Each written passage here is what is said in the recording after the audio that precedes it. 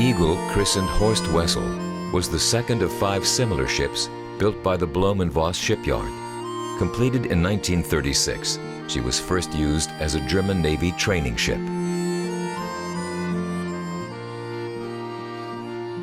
During World War II, Horst Wessel was converted into a cargo ship. While she continued to perform training missions, she also transported men and supplies throughout the Baltic Sea in support of the German war effort. And she is also credited with downing 3 Allied aircraft during combat.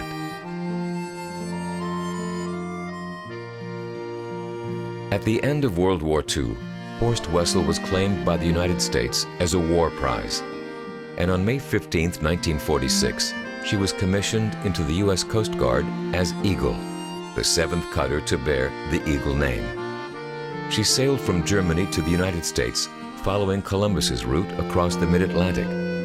Riding out a hurricane during the voyage, she arrived in her new home port of New London, Connecticut, with her Coast Guard crew assisted by a German captain and crew.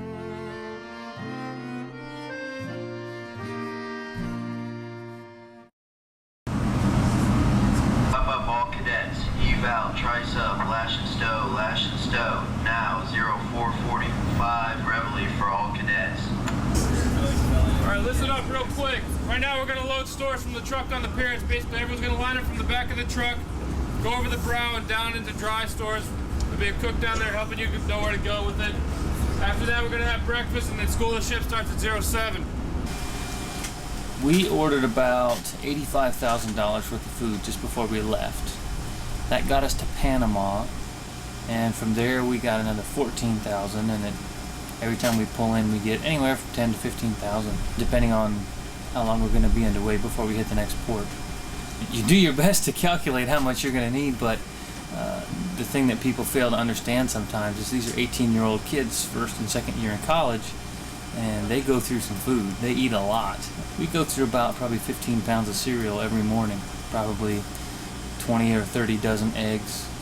And they just eat. They'll eat as much as you give them, basically. I think usually it's good for the amount of people that they have to serve. It's not like our mom's cooking, but... Yeah, they have a pretty good variety. It's not too bad. Oh, yeah. Some days it's better than others. Sometimes you get the same thing days in a row, but it's pretty good.